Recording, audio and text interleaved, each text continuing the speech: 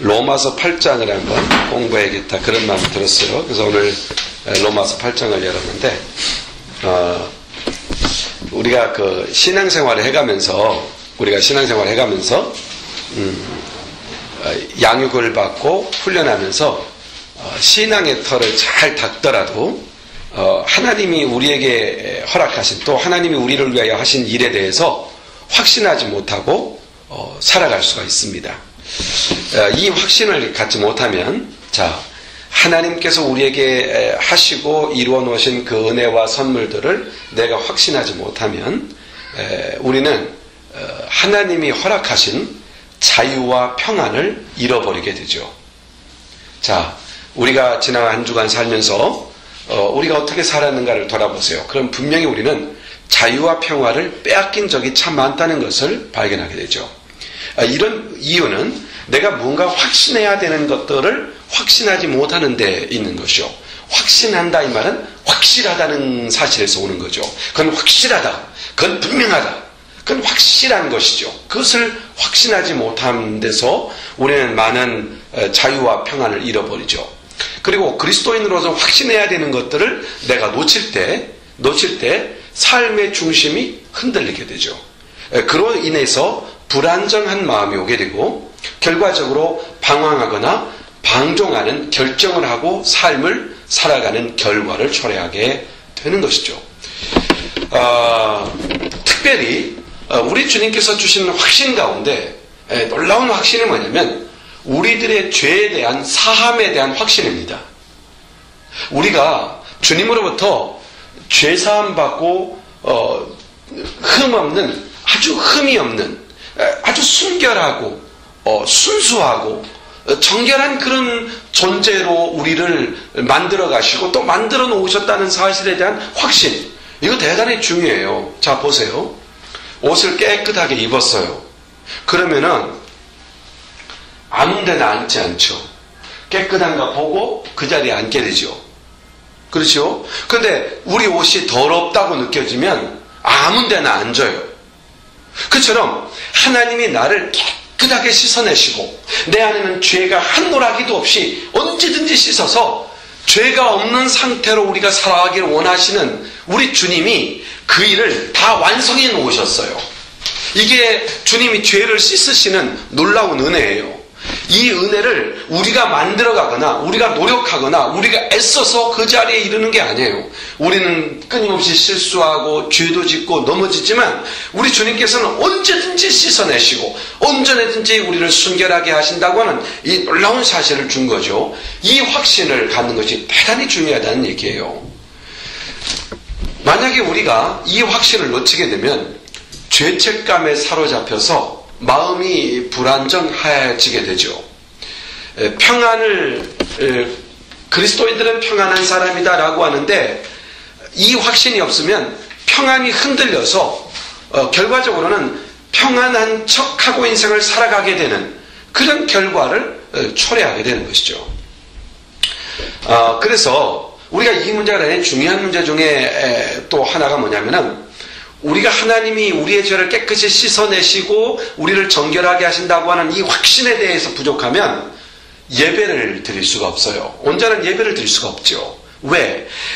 우리가 아직 죄인이다라고 여겨지면 그 주님을 마음껏 영접할 수가 없죠. 그런데 우리 주님이 나를 다 씻으셨다. 하나님은 나를 영접하신다. 하나님은 나를 받으신다. 라고 하는 이 확신이 있으면 마음껏 찬양할 수 있고 마음껏 말할 수 있고 하나님께 요구할 수도 있고 그렇잖아요. 근데 내가 떳떳하지 못하다 느껴지면 마음껏 예배하지 못해요. 그래서 이 죄 사하시는 하나님의 은혜에 대한 확신을 갖는 것은 너무너무 중요한 것이죠.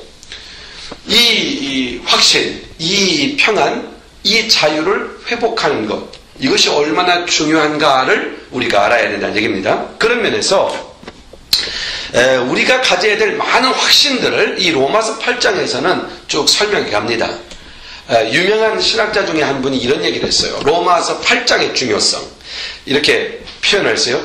그 신학자가 스페는가 하는 분인데 마치 성경을 반지에 끼는 링으로 한번 생각해 보자. 링. 성경이 링이라고 한다면 성경 전체 중에서 로마서는 링에 박혀있는 보석과 같은 것이다. 그렇게 로마서는 성경 전체를 집약하고 있고 요약하고 있고 성경 전체를 딱 관통해 볼 수 있게 하는 성경책이라는 얘기예요. 그러니까 로마서를 이해한다는 것은 성경을 이해한다는 말과도 거의 일맥상통할 정도라는 얘기입니다. 그런데 이런 표현을 써요. 링의 보석이 로마서라고 한다면 보석의 광채는 로마서 8장과 같다. 이런 표현을 했어요. 그러니까 로마서 8장이 얼마나 성경의 내용을 누릴 수 있도록 하는 말씀인가를 우리에게 표현하고 있는 것이죠. 실제로 이 로마서 8장은 복음 진리가 집약되어져 있는 성경 중의 성경, 복음 내용을 정확하게 설명하고 있는, 그리고 그것을 누릴 수 있게 하는 진리의 진수라고 표현하기에 적합한 그런 장이라고 할 수 있습니다. 그런 면에서 이 로마서 8장을 잘 이해하고 내가 그것을 내 것으로만 삼고 내가 그것을 확신할 수만 있다면 우리는 대단히 많은 유익을 갖게 되는데, 첫째, 신앙을 점검할 수가 있어요. 아, 내가 신앙이 정말 뜨겁고 살아있는 신앙이구나. 나는 신앙에 대해서 선명하지 못하구나. 이걸 구분할 수가 있어요.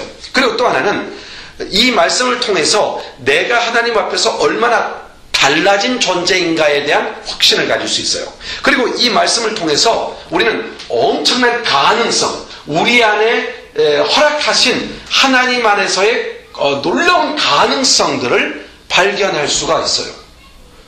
내가 가능성, 즉 비전을 갖고 나아갈 수 있는 그런 존재라는 것을, 우리가 무엇이든 품을 수 있는 존재라고 하는 것을 확신하는 단계로 나아가게 하고, 그리고 중요한 것은 이 말씀을 마음에 딱 품게 되면은 우리가 갖게 된 대단히 큰 유익, 긍지를 갖고 자긍심을 갖고 자신감을 갖고 이 땅을 살아갈 수 있다는 것이죠.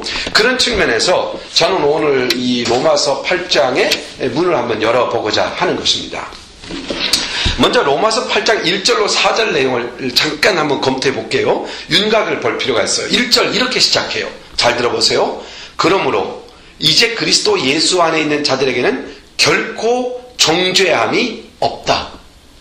그러니까 죄를 너는 죄이다 라고 이렇게 판단받지 않는다는 말로서 8장의 문을 열어가고 있어요. 물론 이것은 이제까지 로마서 1장부터 7장까지의 내용의 주제입니다. 인간의 가장 큰 문제가 뭡니까?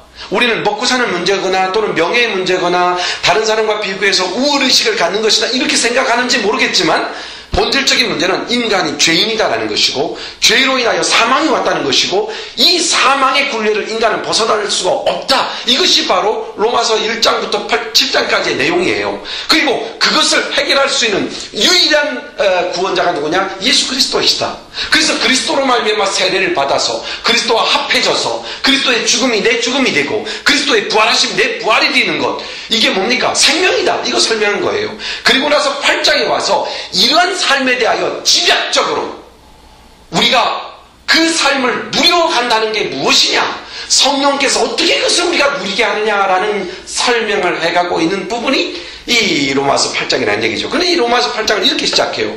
그리스도 안에 있는 자는 결코 정죄함이 없다.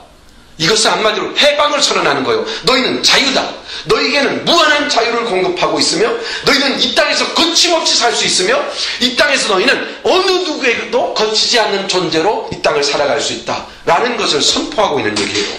이건 대단한 선포예요. 자, 결코 정죄함이 없다. 그러면서 그 정죄를 받지 않을 수 있는 이유가 뭐냐? 2절에 이렇게 말하죠. 이는 그리스도 예수 안에 있는 생명의 성령의 법, 요 단어를 꼭 염두에 두셔야 돼요. 생명의 성령의 법이 뭘 자유케 했어요?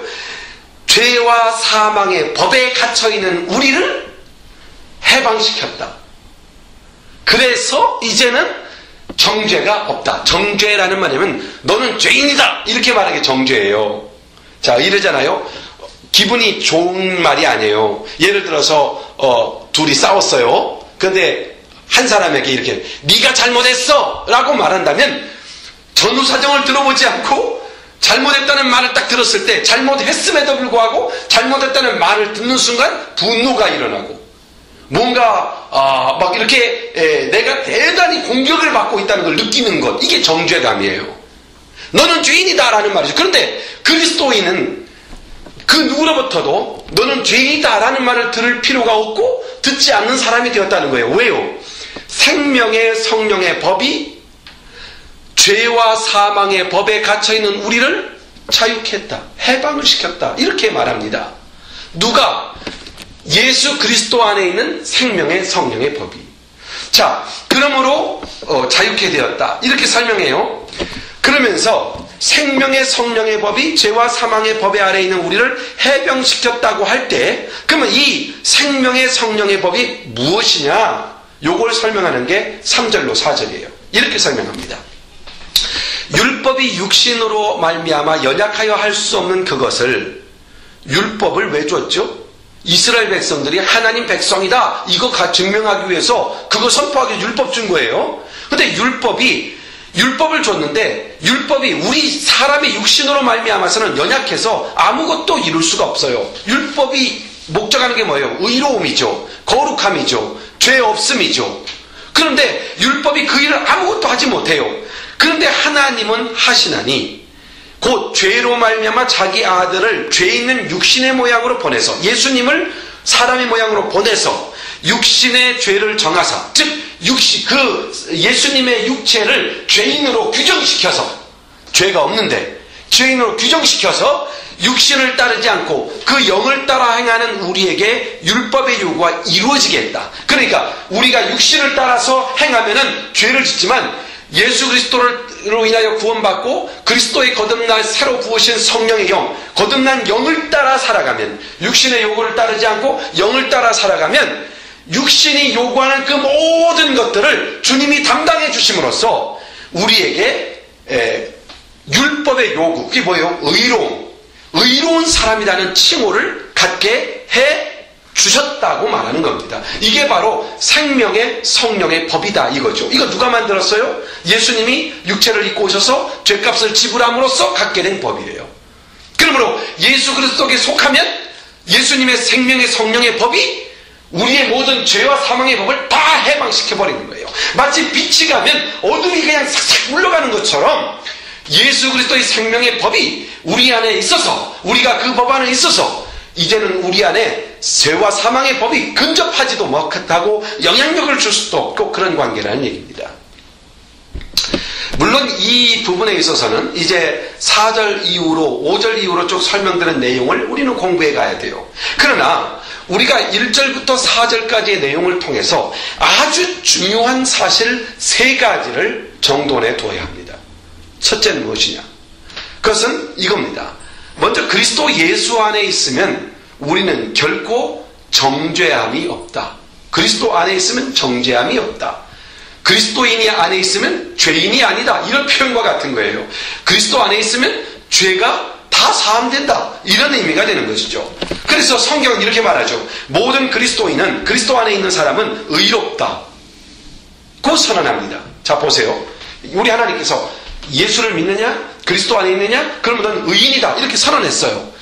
예수님 하나님의 선언은 번복될 수가 없어요. 즉 하나님의 선언은 취소될 수가 없어요. 그러므로 반드시 그는 의인일 수밖에 없고 의인이 되어야 하고 의인의 자리에 이르게 된다는 얘기입니다. 물론 그 안에서 성령께서 우리를 만들어 가시고 다듬어 가시고 세워가는 이 놀라운 사역들이 있기 때문에 가능한 일이에요. 그러나 일단 그 사역 전체를 전제로 하고 우리를 정죄받지 않는 사람으로 세웠다는 것을 분명히 해두라는 얘기예요. 이것은 대단히 중요한 얘기입니다.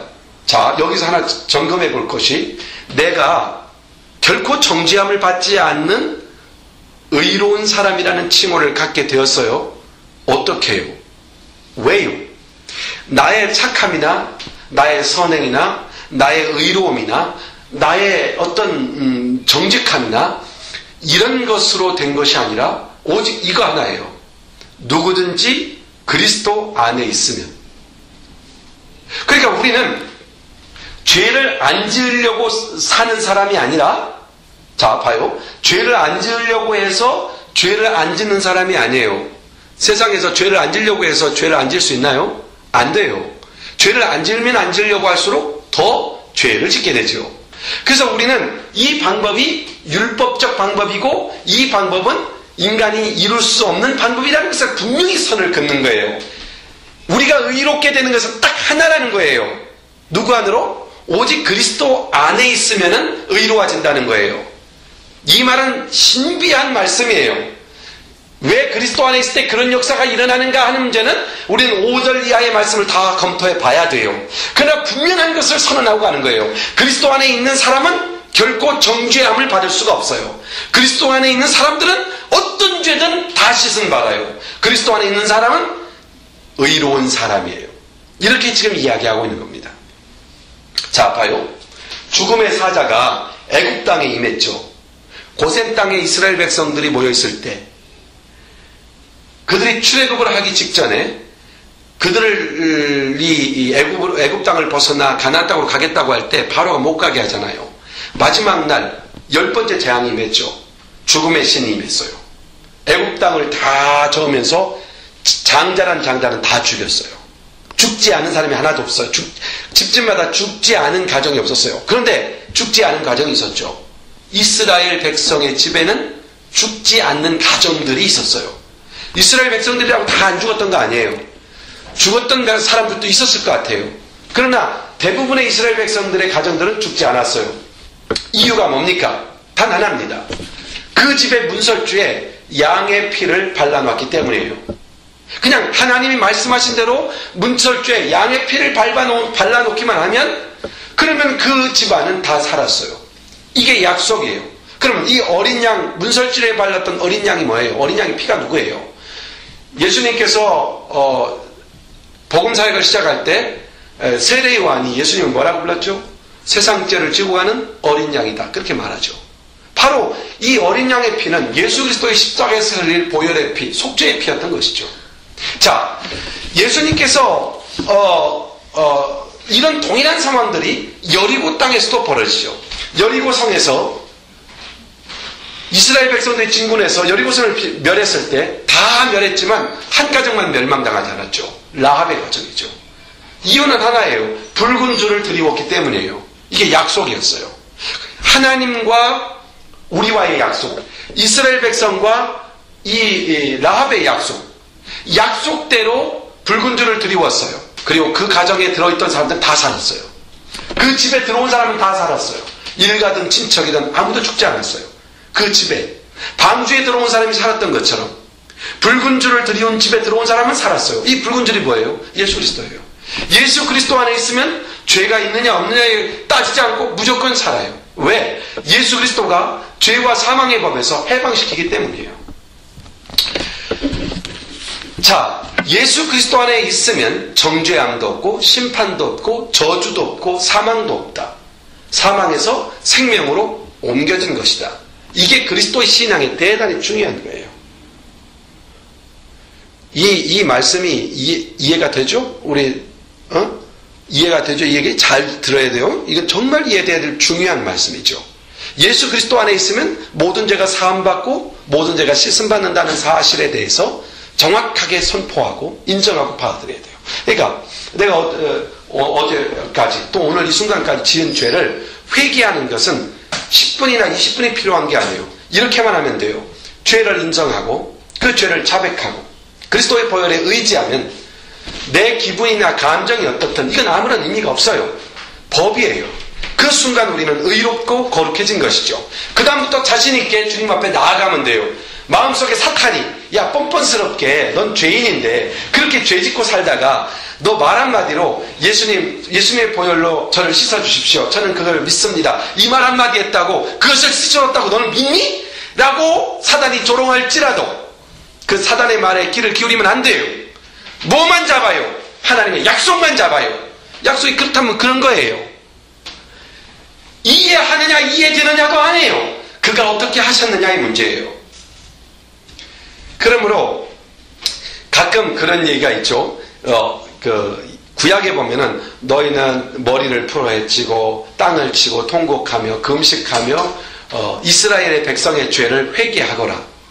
이런 표현들이 있죠. 그래서 선지자들이 그런 일을 하죠. 그렇게 나타내죠. 그것은 바로 우리 하나님께서 얼마나 죄를 싫어하시는가에 대하여 보여주는 메시지고 회개하라고 하는 증거를 위한 하나님의 메시지였던 것이죠. 회개하는 과정을 위해서 금식을 오래 한다든지 땅을 치며 통곡하는 시간을 오래 갖는다든지의 문제는 아니에요. 그러나 이것은 있어요. 이런 건 있죠. 예를 들어 이런 게 있어요. 내가 하나님의 마음을 너무 아프게 했어요. 근데 그분이 나를 다 씻어줬어요. 생각해보니까 너무 감사하고 한편으로 보면 면목이 없어요. 그래서 하나님 앞에 감사로서 눈물로서 찬양하고 엎드려 하나님 앞에 감사의 눈물을 흘릴 수 있죠. 그리고 내가 얼마나 죄악 속에 있는 것이 우리 주님을 얼마나 마음 아프게 하고 괴롭게 하는 것인가에 대해서 우리는 잘 이해가 되지 않아요. 그래서 우리는 죄를 짓는 것이 그렇게 심각하게 느껴지지 않았어요. 그런데 어느 순간 내 마음속에 그게 느껴지기 시작해요. 우리 하나님께서 얼마나 그것이 아파하는 것인지. 자, 봐요.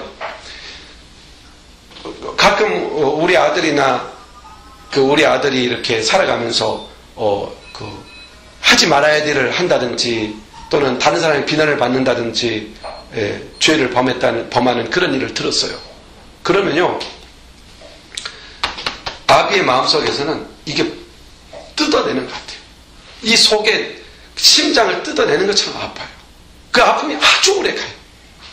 만약에 우리 아들이 지 아비가 그렇게 가슴 아파하고 잠 못 이루고 고통스러워하고 있다는 걸 안다면, 그것을 안다면 그 죄를 다시 지을 때 그 죄로 인하여 자기 아버지를 아프게 했다는 것이 와닿을 때 그 마음의 아픔을 같이 느끼게 되죠. 그래서 하나님 앞에 통해 자복할 수 있는 것이죠. 그러나 그것이 하나님 앞에서 그런 삶의 태도가 유익함을 가져오면 틀림없지만 우리가 죄사함을 받는 과정은 아니라는 거예요. 죄사함을 받는 과정은 딱 이거예요. 돌이키고 인정하고 자백하면 되는 거예요. 얼마나 놀랍습니까? 그러므로 그리스도 안에 있는 자는 누구든지 정죄받아서도 안 된다는 것을 말하는 거예요. 오늘까지 죄를 졌지만 이 죄를 쓴 것 때문에 그 다음 1분 후에 2분 후에 정죄받아서는 안 된다는 거예요. 죄가 바라봤으면, 죄가 보여졌으면 즉시 말하는 거예요. 자복하고 회개하면 된다는 얘기예요. 결코 정죄함이 없나니. 그리스도인들은 그래서 그리스도인의 삶이라는 게 뭐냐면 회개하는 삶인 것 같아요. 늘 회개하는 삶이에요. 면목 없이 또 회개하고 또 회개하고. 질문을 들을 때 이런 질문을 종종 듣죠. 아니, 내가 회개했는데 반복해서 또 죄를 져요. 회개했는데 또 반복해서 져요. 그러면 어떻게 해야 돼요? 라는 질문을 아주 들어요. 아마 여러분도 그런 갈증을 갖고 있을 거예요. 우리 주님 뭐라고 말씀하셨죠? 내가 몇 번까지 죄를 용서해줘야 합니까? 그때 주님이 하신 말씀이 뭐라고 했습니까? 70번씩 7번씩 70번 70번씩 7번이라고 하라 그랬죠. 그러면은 우리가 반복되는 죄가 70번씩 7번 되기까지 하셔도 돼요.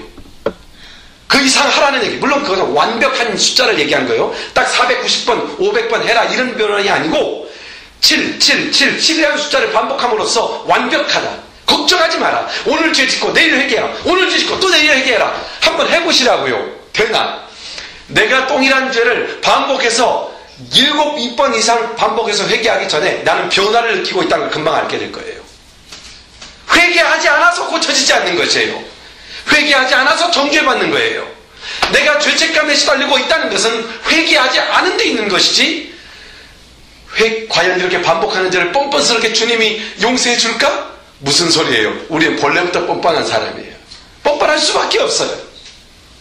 그러므로 죄 때문에 고민하지 마시라는 얘기예요. 우리는 결코 그리스도 안에 있으면 정죄함이 없는 것이죠. 사탄이 그래서 이걸 갖고 태클을 거는 거예요. 끊임없이 어떻게 태클 걸어요? 봐라, 너 회개했는데 고쳐졌니?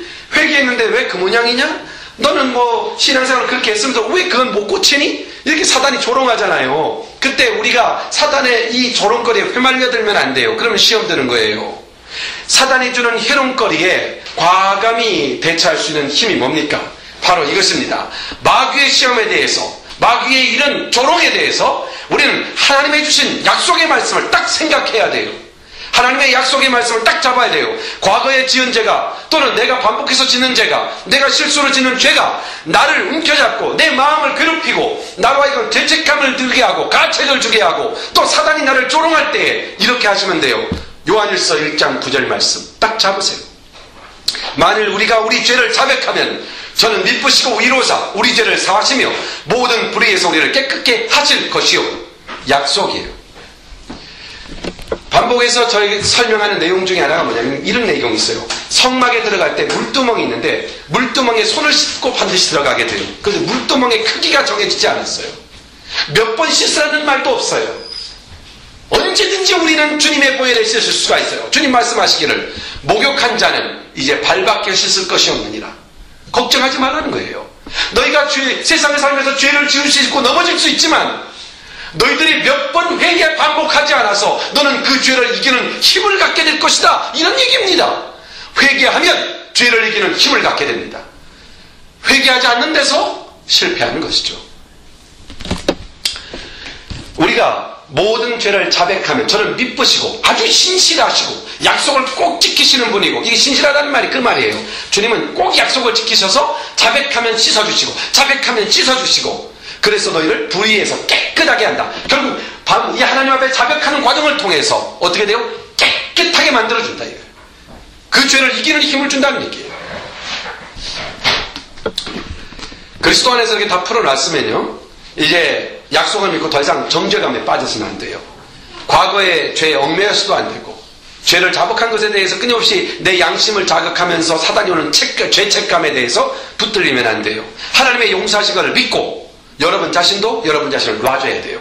여러분 자신을 용서해야 된다는 얘기예요. 나라고 하는 존재를 용서하신 그분에 대해서 받아들이고 나를 용서하셔야 돼요. 그리고 나로 하여금 새롭게 출발할 수 있도록 기회를 제공해야 돼요.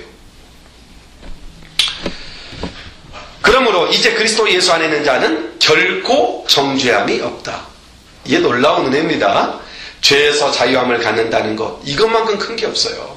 이게 주님이 이 문제는 언제든지 해결해 주세요. 이게 바로 첫 번째 마음속에 둬야 될 겁니다.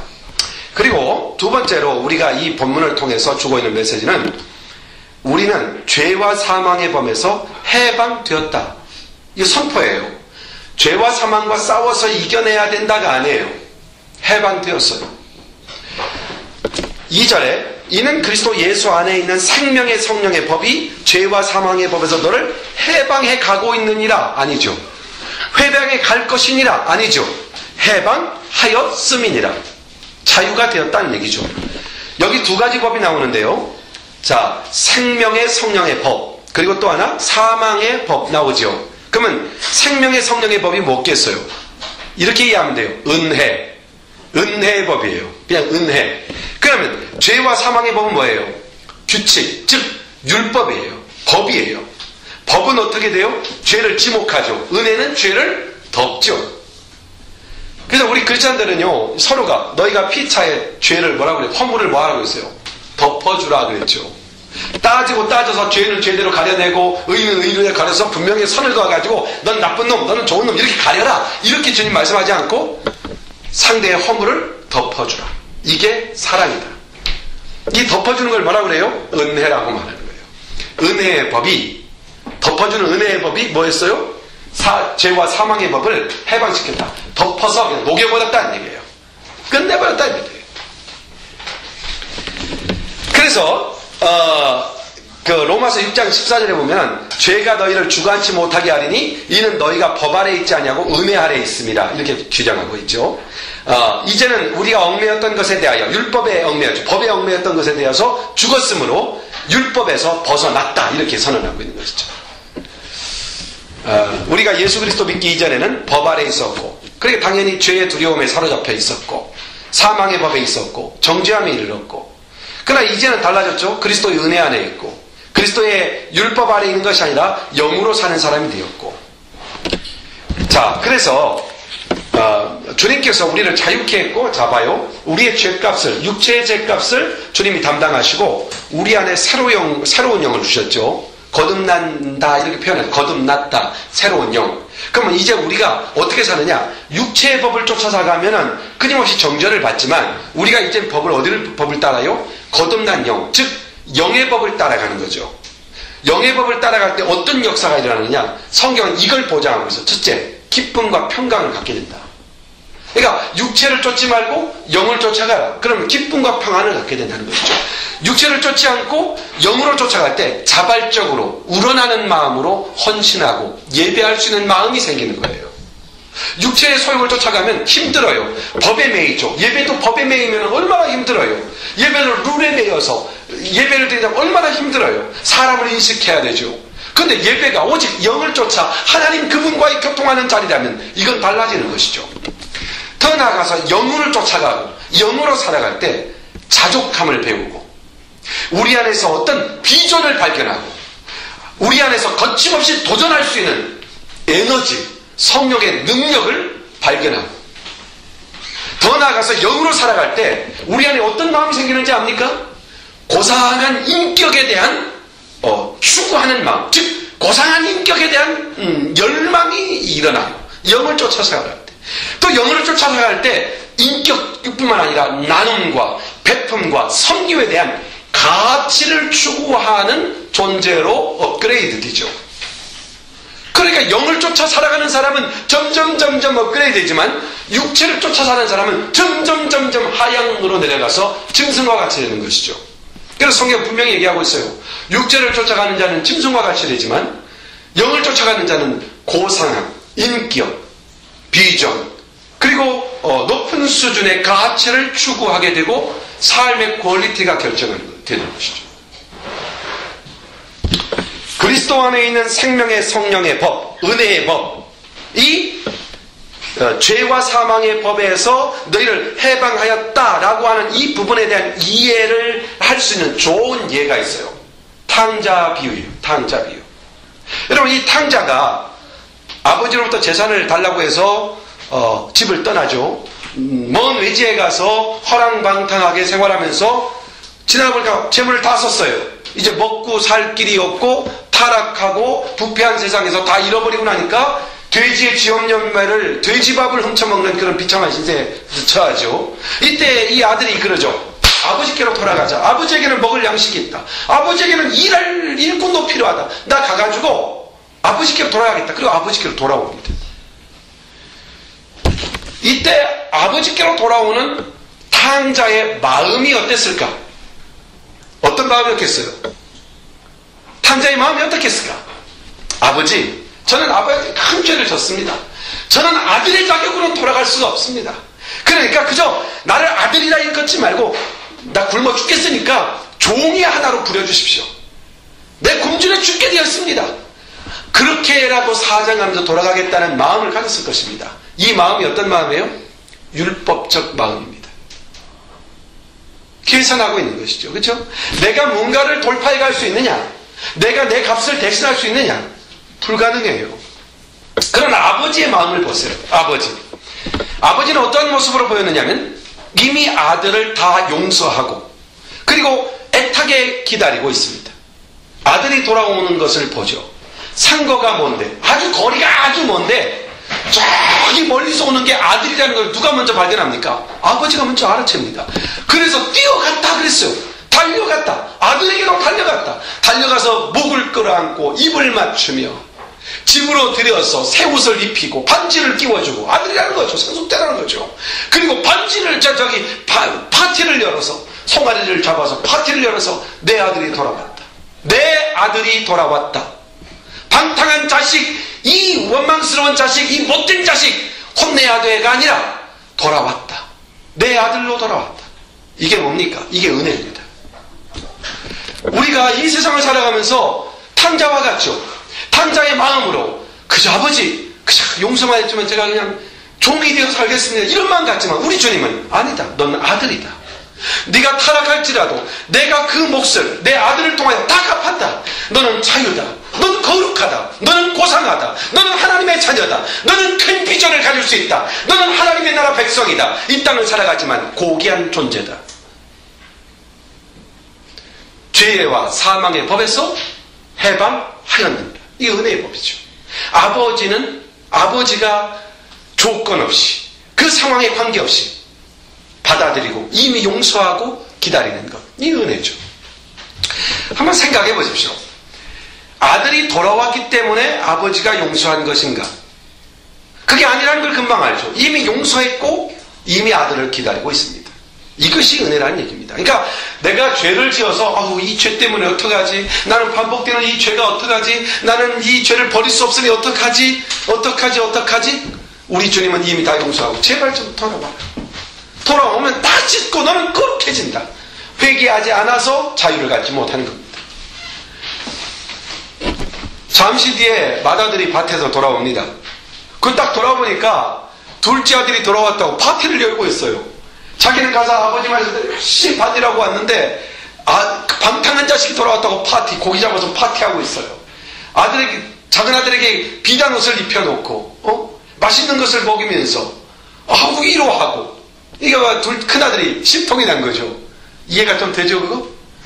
심통이 난 거예요. 심통이 나가지고 아버지한테 따지죠. 아버지, 저 방탕한 자식인 나가서 아버지 돈 축 내고 왔는데, 근데 나는 아버지 떠나지 않고 아버지가 맡긴 일 열심히 일하고 왔는데 나를 위해서 비단옷을 지어주었느냐, 나를 위해서 송아지를 잡아주셨느냐, 나를 위해서 파티를 열어주셨느냐. 불평하죠. 이게 뭡니까? 이게 율법이에요. 요구하고 내가 한 것이 마치 어떤 가치를 추구할 수 있는 것처럼. 그러므로 이걸 분명히 알아두라는 얘기예요. 내가 선을 행할지라도 그게 하나님 앞에 선이 될 수가 없어요. 그게 무슨 선입니까? 우리는 있는 그대로 하나님의 은혜가 없이는 아무것도 아니라는 것을 인정하고 나가야 되는 거죠. 그때 아버지의 답변이 이겁니다. 얘야, 너는 나와 함께 있지 않느냐. 이게 답입니다. 내 모든 것이 내 것이 아니냐. 그러니까 네가 새 옷을 입을 수도 있고 네가 송아지 잡아먹어도 되는 것이고 그게 네 거야. 왜 네가 누리지 않았느냐. 이렇게 주님은 지금 아버지는 말하고 있는 겁니다. 내가 꼭 잡아줘야 될 이유가 없지 않느냐. 네 건걸, 내 것이 네 건걸, 네가 누리는 걸걸. 자 보십시오. 주님이 말씀하시기를 너희는 땅을 정복하라, 다스리라, 충만하라. 우리에게 주어진 모든 것이 내 일이고 내 사역이고 내가 할 수 있는 일이에요. 사람을 두려워하지 말고 환경을 두려워하지 말고 내가 하면 내 영역이에요. 맞나요? 맞아요. 맞다고요. 근데 우리는 핑계를 대요. 왜 해주지 않습니까? 하나님이 우리에게 네가 정복해라, 네가 다스리라 이렇게 말했지, 내가 다스릴 수 있도록 조성해주마, 내가 정복할수록 조성해주마 이렇게 약속한 게 아니잖아요. 이 큰아들이 가서 배고프면, 고기가 먹고 싶으면 양 한 마리 딱 잡아서 그냥 구워 먹으면 되는 거예요. 그게 누구 거예요? 아버지 것이 자기 거예요. 왜 굶주려요?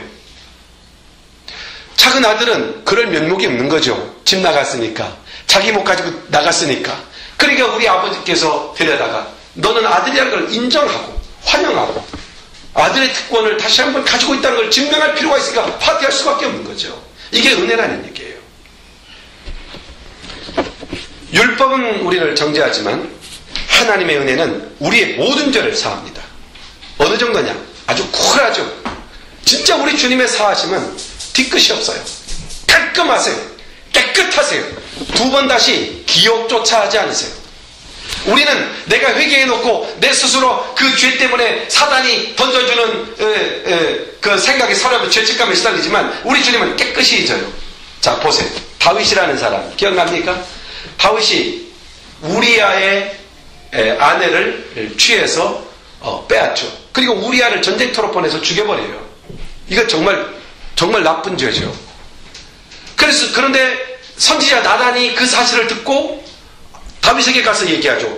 당신은 죄를 범했다. 지적했을 때 다윗이 그것을 깨닫고 회개하고 돌이켜서 눈물을 흘리며 하나님 앞에 회개합니다. 자, 회개했을 때 하나님은 다윗의 죄를 깨끗하게 용서합니다. 아주 깔끔하게 용서합니다. 기억조차 하지 않습니다. 하나님은 오히려 회개한 다윗에게 이렇게 말합니다. 너는 내 마음에 합한 사람이다. 그러니까 다윗이 죄를 안 범했기 때문에 합한 사람이 아니라 다윗은 회개하는 사람, 즉 하나님의 은혜를 필요로 하는 사람, 하나님의 은혜로 사는 사람임을 인정했던 것이죠. 하나님은 그에게 내 마음이 합한 사람이다 라고 말씀하시면서 넘치는 복을 부어주시고 더 나아가서 이스라엘의 성군이 되게 하고 전무후무한 역사의 최고의 왕으로 삼지 않습니까? 생각해 보십시오. 다윗의 뒤를 이어서 왕이 된 사람 누굽니까? 솔로몬이죠. 솔로몬이 누구 아들입니까? 바로 그 밧세바의 아들입니다. 정말 쿨하죠? 우리 주님 뒤끝 없으시죠? 우리 주님은 용서하실 때 깨끗이 용서하십니다. 저는 얼마 가끔 설교를 듣다 보면 어떤 목사님들이 설교를 하는데 자꾸만 조상들의 죄가 지금 나에게 전가되었다 이런 표현을 막 자꾸만 쓰는데 그리스도 안에 있는 사람은 조상이 없어요. 조상이 있다면 누구겠어요? 예수 그리스도가 조상이에요. 조상이 바뀐 사람인데 무슨 조상의 죄가 우리에게 밀려옵니까? 물론 육체를 가지고 있으니까 육체는 습관이라는 게 존재하니까 아무래도 그 습관으로 따라서 오는 영향력은 있지만 우리는 육체를 쫓아가는 사람이 아니잖아요. 영을 쫓아가잖아요. 그러니까는 과거 우리 조상 중에 무당이 있었다, 우리 조상 중에 어떤 귀신 들린 사람이 있었다. 그래서 나는 그 영향을 받아서 지금도 더 싸워야 된다. 이런 표현들은 성경적으로 도무지 저는 이해할 수가 없는 얘기예요. 성경이 어떻게 그렇게 말합니까? 우리가 어느 걸 표현하면 너희가 돌 감람나무였는데 너희를 잘라다가 어디다 붙였다? 참 감람나무에다가 붙였다. 그럼 무슨 열매 맺힙니까? 참 감람나무 열매가 맺혔다. 이런 얘기 아닙니까? 여러분 우리에게서 그렇게 정확하고 분명한 것이죠. 우리 주님은 우리들의 죄를 사하시는 데 있어서 약속을 하셨고 그리스도 안에서 완성하셨고 우리가 회개하기만 하면 언제든지 그 부요를 영원히 부요하게 한없이 반복적으로 충만히 영원히 이게 사죄의 은총이라는 얘기예요. 놀랍지 않아요? 그러므로 예수 그리스도 안에 있는 자는 결코 정죄함이 없어요. 생명의 성령의 법이 죄와 사망의 법에서 우리를 자유케 했어요. 이제 우리는 법 안에 살지 않고 어디로 살아요? 은혜 안에 사는 것이죠. 이걸 잡아야 돼요. 근데 은혜 안에 사는 사람은 자꾸만 법을 잡아요. 그러면 정죄를 받는 거죠. 어쩔 수 없잖아요. 현재, 과거, 미래의 모든 죄를 주님은 사하시고 우리를 부르신 것입니다. 그러면 우리의 미래의 죄가 있는데 아직 짓지도 않은 죄를 주님은 사하고 계신다? 이해하기 힘들죠. 우리 주님은 시간을 초월하신 분이죠. 우리는 그 과정을 통해 뭘 합니까? 회개라고 하는 자백이라는 과정을 통하여 그것을 누려가는 것이죠. 맛있는 식탁을 차려놓고 내 입에 집어넣어서 우물으로 삼키면 되는 거예요. 이미 파티는 완전히 준비됐어요. 그러므로 우리는 언제나 자백함으로 그 은혜의 충만함에 들어가면 되는 겁니다. 그러나 마귀는 간교해서 자꾸만 우리 안에 죄책감을 일으키고 또 넘어뜨리려고 위협하고 가책하고 실망하여 시험에 빠지게 하고 스스로 자괴감에 들게 하고 온전히 예배하지 못하게 하고 하나님의 일을 못하게 하고 그래서 이게 사단의 방해꾼이에요. 의심하게 하고. 저는 청년 때 그런 갈등을 한 적이 있었어요. 예전에 이제 칼빈주의 그 사상을 접하면서 신앙적으로 분릴 때 일어날 때 그때 마음속에 의심이라는 게 들어올 때가 있었어요. 그럴 때 저는 그런 생각을 했어요. 그러면 의심하는 게 일어났다면 그럼 믿을 만한 건 있니? 라고 난 역으로 물었어요. 내 자신에게. 믿을 게 아무것도 없어요. 없는데 무조건 의심하게 보고 놓고 보자는 것이죠. 인터넷이나 이런 데 가서 막 토론하고 정치적 논쟁을 보면은 그 안개 작전 하잖아요. 무조건 먼지를 피워가지고 상대편을 흐릿하게 만들어 놓으면 일단 그 순간 이익을 얻으니까. 이게 사탄의 전술이에요. 우리 안에 와서 우리 안에 의심을 일으키고 분유하게 하고 낙심하게 하고 좌절하게 하고 그럼 우리는 자기도 모르고 사단이 뿌려놓은 건지도 모르고 그게 자기가 아닌데 그 자리에서 허덕이고 있고 낙심하고 있고 주저앉아 있고 낭망하고 있고 얼마 무슨 꼴이에요. 아니란 얘기예요. 그리스도 안에서는 자유가 있어요. 자백하고 주님 앞에 내어놓으면 끝나는 거예요. 그러므로 여러분이 어떤 인생의 고통이 왔을 때 이건 죄값이다 라고 단정하지 마세요. never 그러지 마세요. 죄값이 아니에요. 죄는 예수 그리스도 이름으로 자백함으로 언제든지 정화될 수 있어요. 그러니 죄값으로 고통이 왔다 이런 표현들을 쉽게 쓰면 안 돼요. 그리스도인이 당하는 모든 고통은 특별히 외적으로 오는 고통은 뭡니까? 시련이라고 하는 겁니다. 시련은 뭘 가져오죠? 연단은 인내는 약속을 이룹니다. 그러니까 내게 시련이 왔다. 그것은 뭘 이루는 거예요? 하나님의 약속을 나한테 지금 주고 있는 거예요. 약속이 있기 때문에 시련을 허용한 것이지 죗값으로 왔다. 그리스도인들이 어떤 시련을 당해, 그건 죗값이야. 교통사고가 났다. 죗값이야. 바른 판단이 아니라는 얘기입니다. 그러면 죗값으로 왔으면 회개하면 끝나야죠. 그렇잖아요? 시련은 유지되잖아요. 그것은 연단이라는 거예요. 시련은 연단은 인내를 트레이닝시켜서 뭘 줘요? 약속을. 우리에겐 약속이 있어요. 우리 인생을 그렇게 시시하게 살게 하지 않으세요. 하나님은 우리 인생을 값지게 하시고 우리 인생을 통하여 분명히 값진 어떤 것을 향해서 우리를 이끌어가고 계세요. 자, 보세요. 대통령 4년 하기 위해서 일평생을 살아온 사람도 있죠. 딱 4년이에요. 매우 중요한 어떤 일 하나를 위해서 일생을 던져온 사람도 있죠. 역사 속에 얼마나 많습니까? 아마 역사 속의 우인들을 보세요. 그들이 인생 전부를 갖다 그렇게 활발하고 정말 역동적으로 인생 전부를 산 게 아니에요. 인생이 어떤 찰나예요. 어떤 때는 한 달, 어떤 때는 1년, 어떤 때는 5년. 이렇게 일정한 시간이에요. 그 시간이 여러분을 기다리고 있어요. 이걸 믿으세요. 그러면 우리 인생에 있어서 어려움이 오고 시련이 온다고 해서 좌절하거나 낭망한다는 것은 말이 안 돼요. 모든 것은 연단이에요. 연단은 인내는 약속을 이룹니다. 그렇죠? 말씀하시죠. 만약에 우리 안에 이런 죄책감이나 이런 문제로 인하여 다시 올 적에 그럴 때마다 우리는 하나님의 말씀으로 담대히 시험을 정면 대응해야 돼요. 정면 돌파해야 돼요. 죄가 있으면 언제든지 예수님께 자백해서 딱 회개하면 끝나요. 그리스도께서 주신 자유, 이것을 우리가 절대 포기하면 안 된다는 것이죠. 마지막으로 우리에게 율법의 요구가 다 이루어졌다 그랬어요. 3절에 보면 율법이 육신으로 말미암아 연약하게 할 수 없는 그것을 하나님은 하시나니. 그러니까 율법이 할 수 없는 게 뭐죠? 의롭게 하는 거예요. 의롭게 하기 위해서 율법을 줬는데 율법은 의롭게 할 수 없어요. 그런데 율법이 의롭게 되도록 애쓰게는 할 수 있어요. 그런데 의롭게는 못 돼요. 애쓰게 하는 것으로 끝나요.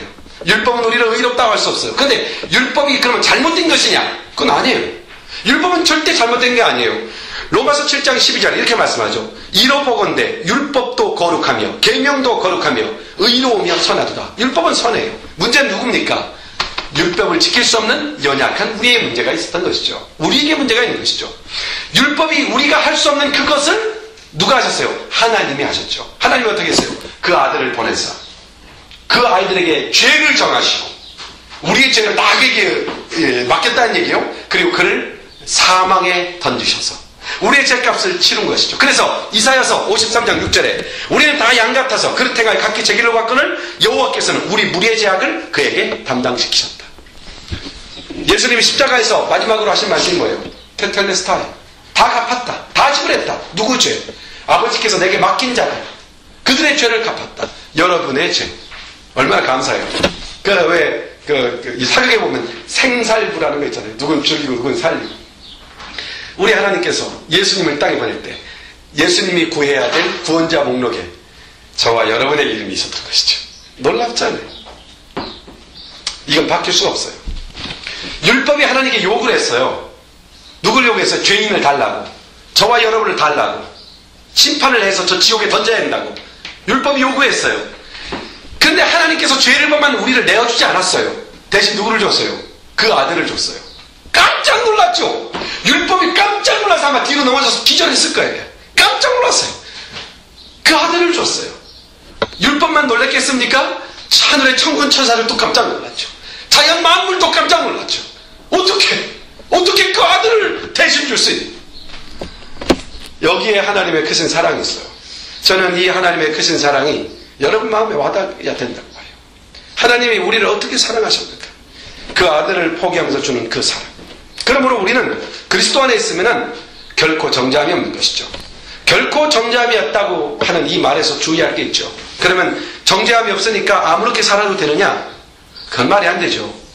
심판에서 생명으로 옮겨졌으니까 육신대로 살아도 구원 얻느냐? 그건 있을 수가 없어요. 왜냐하면 그런즉 우리가 무슨 말하리요? 은혜를 더하게 하려고 죄에 거하겠느냐? 그럴 수 없느니라. 죄에 대하여 죽은 우리가 어찌 그 가운데 살리요? 로마서 6장 1절. 하나님이 우리를 은혜 가운데 부르신 목적이 뭡니까? 하나입니다. 죄와 상관없는 자로 거룩한 자가 되게 하기 위함입니다. 그런데 우리를 건져놨더니 다시 죄를 짓는다. 이건 순리에 맞지 않죠. 죄를 떠나라고 우리를 구원했는데 죄 가운데 빠진다. 이건 말이 안 되죠. 우리가 하나님의 은혜 아래 산다고 어떻게 마음대로 죄를 지으며 살 수 있느냐는 거죠. 그것은 하나님의 구성 원리에 맞지 않아요. 혹시 죄 가운데 있더라도 자백하고 돌아와야 마땅한 것이죠. 자, 그럼 이 놀라운 구원을 얻은 우리가 어떻게 살아야 될까? 그래도 설교니까 어떤 행동 지침이 필요하죠? 어떻게 살아야 되겠어요? 간단하죠. 우리는 이미 답을 알고 있어요. 우리가 이 놀라우신 구원 얻은 사람으로 살아가는 방법은 두 가지 단어를 반드시 기억하면 돼요. 첫째가 뭐겠어요? 성경이죠. 두 번째는 기도입니다. 말씀과 기도로 사는 것이죠. 그걸 붙잡으면 우리는 실패하지 않습니다. 기도하는 사람이 실패하느냐? 절대 실패하지 않습니다. 기도하는 사람은 낭망도 하지 않습니다. 기도하는 사람은 절망도, 실망도 하지 않습니다. 기도하는 사람은 슬퍼하지도 않고 낙심하지도 않고 그 안에서 말할 수 없는 기쁨들이 일어나게 되는 것이죠. 4절 말씀, 육신을 쫓지 않고 그 영을 쫓아 행하는 우리에게 어떻게 육신을 쫓지 않고 영을 쫓아요? 말씀과 기도예요. 성령이 역사하시는 것은 말씀과 기도를 통해 성령이 역사하시기 때문이죠. 말씀과 기도, 이것이 은혜의 방편이라는 걸 다시 한번 결론으로 내리면서 오늘 말씀 정리합니다. 하나님이 우리를 어떻게 의롭게 해주셨는가에 대하여 기억하시고 자기 아들을 주시며 우리를 사랑하신 하나님의 사랑을 마음에 품고 그리스도 안에 있는 우리에게는 결코 정죄함이 없다. 첫째, 정죄함이 없다. 두 번째, 죄와 사망에서 완전히 해방되었다. 끝났다. 율법의 요구가 이루어졌다. 이 은혜 마음에 두고 누리게 되기를 축원합니다. 기도하십시다. 하나님 아버지 고맙고 감사합니다. 오늘 또 이렇게 찬양을 하고 하나님을 앞에 나와서 세속에 찌든 우리의 육체와 우리의 영혼의 피곤함을 주의 거룩한 성령으로 성령의 생수를 부어 물된 동산과 같이 생명력을 회복시켜 주시고 또 오늘 말씀을 통해서 결코 정죄함이 없는 사람이 우리임을 다시 한번 확인하고 죄와 사망의 법에서 해방된 생명의 사람들이며 우리가 율법의 욕으로부터 완전히 자유한 사람이 되었으므로 이후로 하나님이 해주시는 영을 쫓아 살아가는 자가 누리는 그 은혜들, 시련이 오고 고난이 올지라도 연단을 받아 인내를 이루어 약속에까지 나아갈 수 있는 사람이 되기 위해서 우리가 영을 쫓아 살아야 될 터인데 영을 쫓아 사는 것이 말씀을 읽는 것과 기도하는 데 있다는 사실을 아르켜 주셨사오니 이번 한 주간도 말씀과 기도로 승리하는 우리가 되게 하여 주시옵소서. 예수님의 이름으로 기도하옵나이다. 아멘. 아멘. 우리 다 같이 찬송 드립시다. 일어나서 하나님 앞에 찬양 드립시다.